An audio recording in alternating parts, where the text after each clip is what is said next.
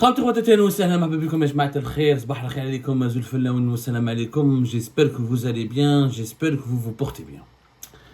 Cette semaine, je parle de cette semaine, il y a eu deux événements majeurs qui devraient nous inciter à la réflexion. Et malheureusement en Algérie, nous sommes dans l'émotion et rarement dans la réflexion. On ne prend jamais suffisamment de recul par rapport aux événements. On ne veut pas analyser les dessous de certains événements. On ne cherche pas à réfléchir, à tirer les leçons, à faire des diagnostics. On se contente des constats, de la dénonciation. On est dans l'expression émotive, mais on n'est pas dans l'expression intellectuelle. Et pourtant, c'est important de s'attarder sur certains événements.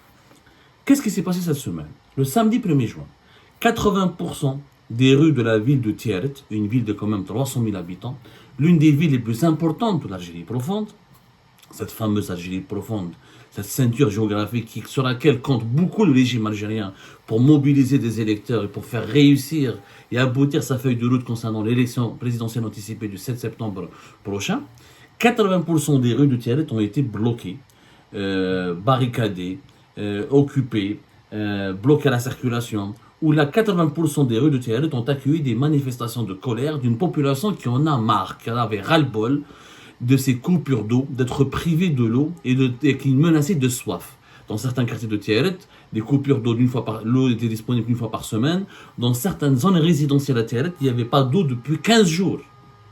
La population en avait marre, elle a explosé, et c'est la colère populaire s'est traduite par des émeutes, des manifestations et blocage de 80% des voies d'accès de la ville. Sans parler des localités rurales qui ont connu aussi des manifestations importantes. Tiaret, située, je rappelle, à 268 km à l'ouest, au centre-ouest d'Alger, et encore une fois l'une des villes les plus importantes. La population a été asphyxiée par la crise de l'eau potable et la population a décidé, encore une fois, je le rappelle, de se révolter et d'occuper la route. Voilà, 80% des routes, c'est quand même pas n'importe quoi. 2 jours plus tard, le 3 juin, ça c'était le 1er juin, le 3 juin 2024, à Constantine, au stade de Constantine, une violence inouïe. Alors là, une violence inouïe qui a éclaté. À la fin du match, tu as l'USMA qui est opposé au club local, le CSC de Constantine, deux grands clubs algériens, au fameux stade Hamlaoui, qui a été rénové en 2022, et qui a fait peau neuve. À la fin du match, à la surprise générale, envahissement du terrain, des affrontements éclatent entre des supporters des deux clubs et les forces de sécurité. Et ensuite, les supporters ont saccagé le stade. Ils ont brûlé les sièges, ils ont saccagé les barrières, ils ont saccagé quelques équipements à le stade, envahissement du terrain, une agressivité, une violence inouïe. Inouï. Les images ont fait le tour du monde. Vous avez tous vu certainement ou l'a assisté ou l'a partagé ou l'a commenté ces images qui nous sont parvenues depuis le stade du Shahid Hamlaoui de Constantine, qui a été le théâtre le lundi 3 juin, pardonnez-moi. 3 juin, c'était le lundi, je précise le lundi 3 juin dernier, à la fin du match, et personne n'arrive à expliquer ce qui s'est passé.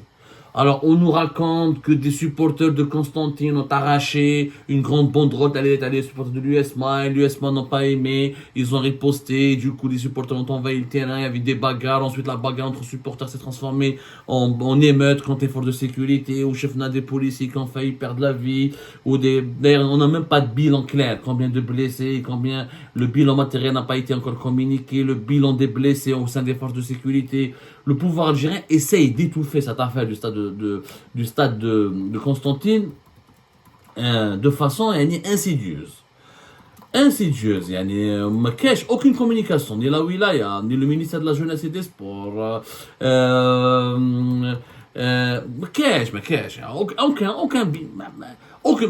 La seule communication, c'est celle du parquet de Constantine qui a donc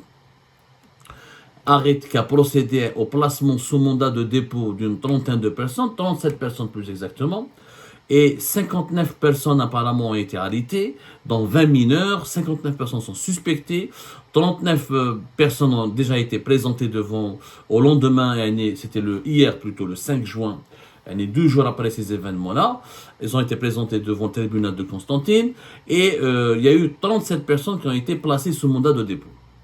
Et l'enquête se poursuit pour essayer d'identifier les supporters, les hooligans, les fauteurs de troubles qui ont provoqué dans un contexte, pour le moment, personne ne sait. Franchement, la presse algérienne locale, elle a tellement peur de parler que les sources locales dans les médias algériens, on ne veut même pas, alors que la presse sportive algérienne, pour attaquer le Maroc, pour attaquer la Mauritanie, pour attaquer les autres pays africains, pour insulter la CAF, c'est une presse qui est née très bavarde. Mais quand il s'agit d'expliquer ce qui s'est passé, les violences inouïes dans un stade à Constantine, la troisième grande ville du pays, quand même, alors que des images, tout le monde a vu ça à la télé, les réseaux sociaux ont partagé amplement et massivement ces images complètement tristes et sinistres, et bien personne ne veut nous expliquer, n'a fait un commentaire, ou n'a fait une petite enquête. La presse sportive, elle se distingue par un silence extrêmement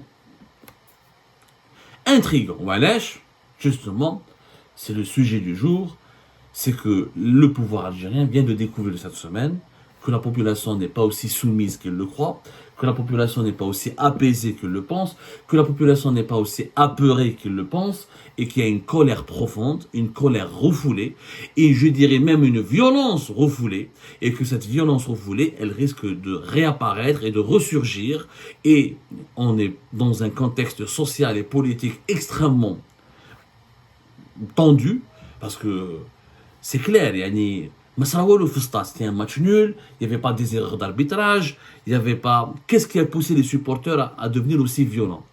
C'est le ras-le-bol. Le ras-le-bol qui est dû à quoi?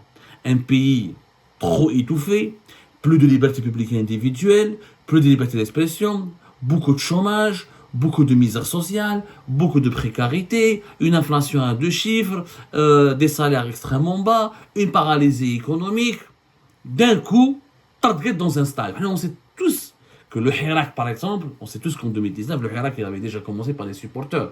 Les fameuses chansons à Casa del Moradia, ou les chansons pour les supporters, l'US Mal Mouloudia, et tous les grands clubs algériens, MCU, CSI, le véritable seul espace politique en Algérie, aujourd'hui, depuis de nombreuses années, pas qu'aujourd'hui, depuis pratiquement toujours, ce sont les stades de football.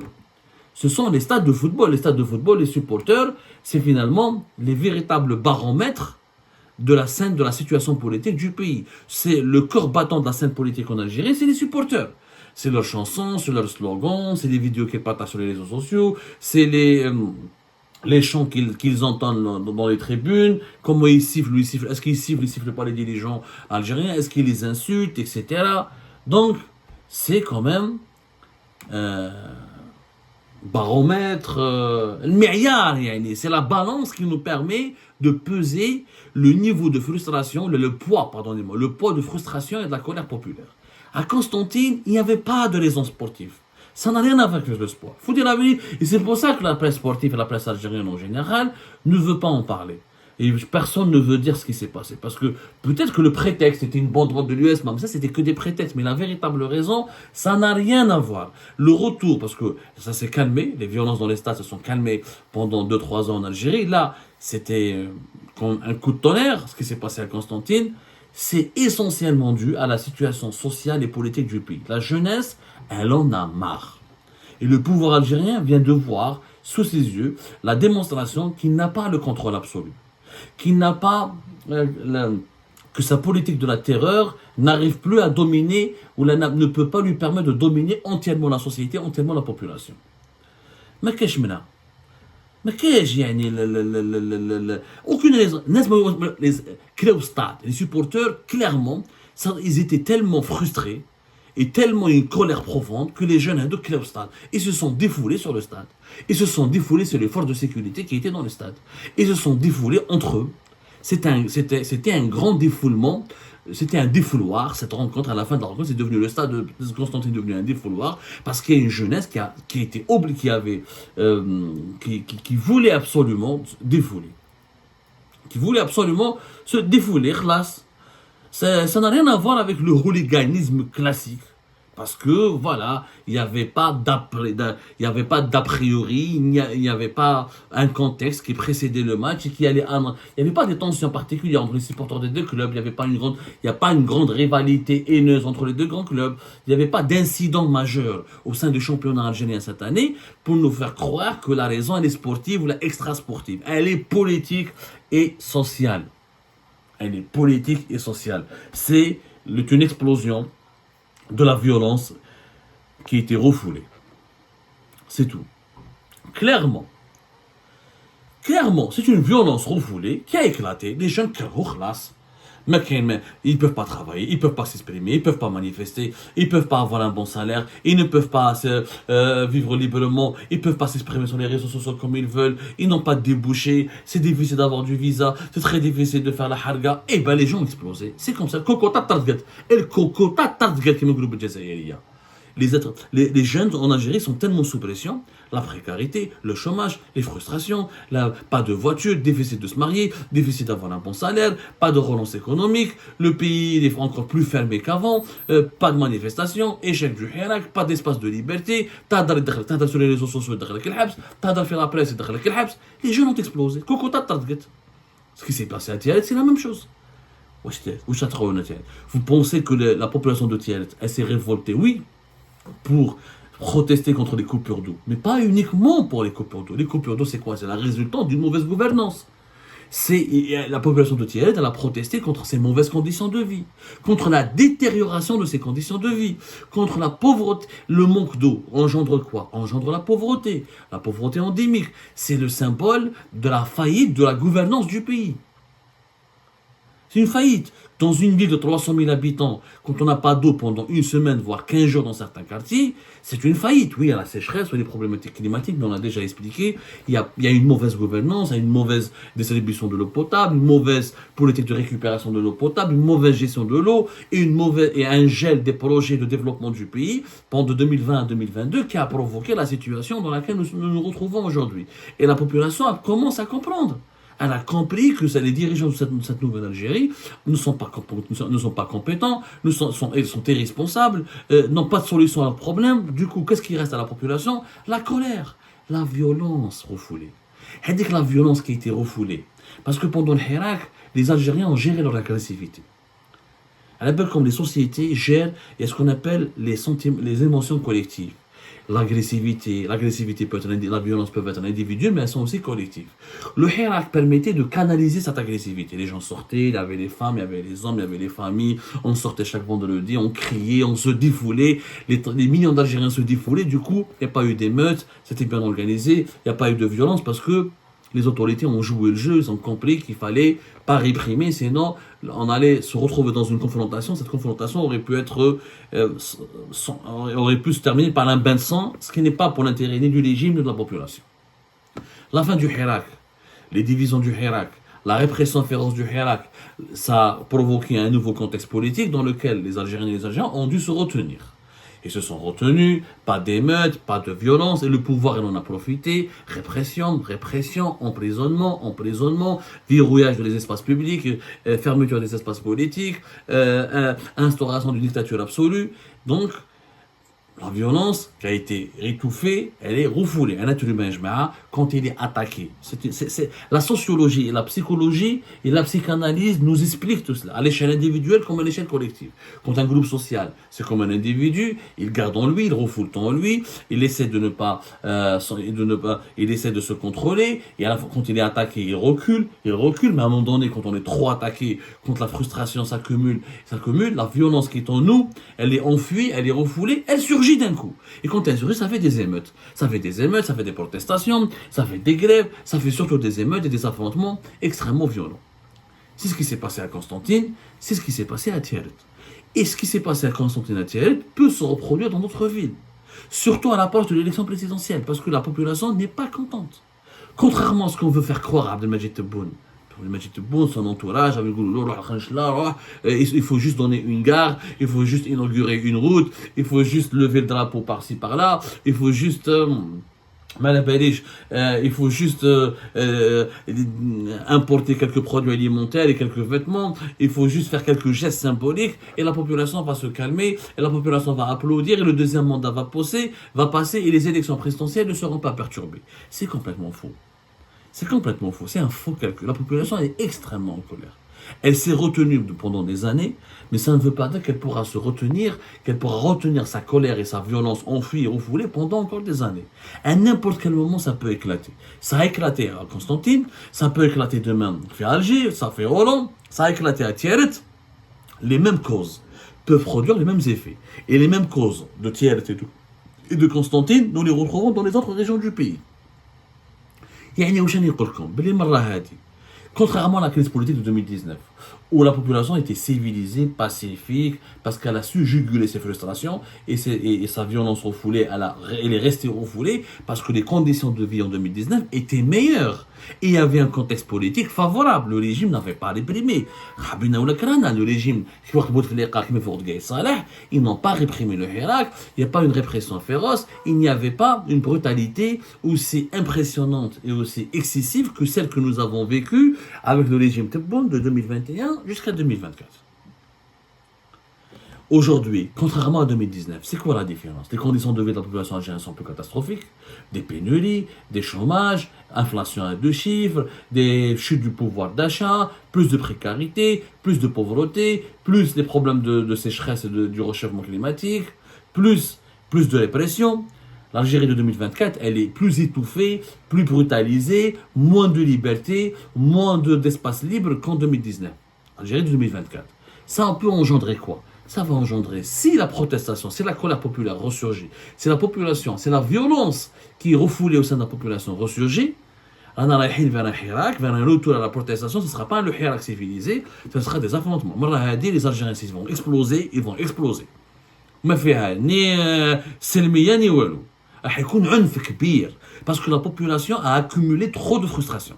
Pendant 4-5 ans, pas de voitures, les viandes sont devenues un luxe. Il y a eu des efforts qui ont été accomplis pendant 2024 pour faire baisser un peu les prix de la viande, mais ça n'a pas été accessible à tout le monde. Le chômage a été devenu massif. L'allocation au chômage, au lieu de faire reculer le chômage, elle a fait exploser le chômage. Les inégalités sont plus importantes. Les entreprises privées, beaucoup d'entre elles ont fait faillite. Très peu d'emplois disponibles. Les salaires ne suffisent même pas. Nous avons subi 3 années, 2021, 2023, jusqu'à maintenant 2024, une inflation à 2 chiffres. Là, elle baisse, mais elle est toujours à 7%, 8%. Ça reste quand même très élevé, donc plus de pauvreté, plus de précarité. Le pays est encore plus fermé, on ne peut même pas s'exprimer. Au moins, s'il y avait une presse libre qui parlait, au moins ça nous permettait de soulager nos frustrations. Si on peut s'exprimer sur les réseaux sociaux, au moins on peut permettre à la population de soulager ses frustrations. Aujourd'hui, tu fais une vidéo sur TikTok, ou là sur Facebook, ou là sur YouTube, tu pars en prison. Un journaliste y parle, ou là, s'il veut être le porte-parole d'un groupe social, d'un groupe d'individus en colère, il peut partir en prison. Donc tout est verrouillé. Qu'est-ce qu'on laisse? On laisse cette violence refoulée. On est en train de pousser les Algériennes et les Algériens vers l'explosion. Ils vont exploser quand quelqu'un ne peut pas s'exprimer, ne peut pas se respirer, ne peut pas travailler, ne peut pas vivre dignement. Wesh habit, il tartaque. Obligé, il tartaque. Cocotte, tartaque. La cocotte, elle peut exploser. Attention, je dis aux dirigeants algériens, ne croyez pas, et là, ce qui s'est passé à Constantine comme à Tiaret est la preuve irréfutable que le pouvoir ne contrôle pas la rue, ne domine pas totalement la rue, que la politique de la terreur ne terrifie pas toute la population, que la prison ne fait plus peur à tout le monde, qu'à un moment donné, si la population, si les jeunes notamment éclatent et explosent, on va se retrouver avec des dégâts matériels et des dégâts humains impressionnants et avec une flambée de violence sociale et politique qui va déstabiliser le pays. Qu'est-ce qu'il faut faire? La solution est simple. Plus de démocratie, plus de liberté publique individuelle et une politique de redressement du pays. Des emplois, des meilleures conditions de vie, parler à la population. Il faut changer cette politique de brutalité et d'étouffement des libertés. Et cette politique qui impose l'immobilisme et la paralysie du pays, elle va pousser la population à faire ressurgir cette violence qui est enfuie, qui est refoulée. Et là, je vous assure, ça sera... Si on risque de se diriger vers une crise politique 2 fois plus, elle sera nettement plus violente que celle de la crise politique de 2019, beaucoup plus explosive et surtout avec des conséquences extrêmement fâcheuses. Il faut que les dirigeants algériens tirent la leçon et réfléchissent très bien sur ce qui s'est passé à Constantine et à Tiaret cette semaine.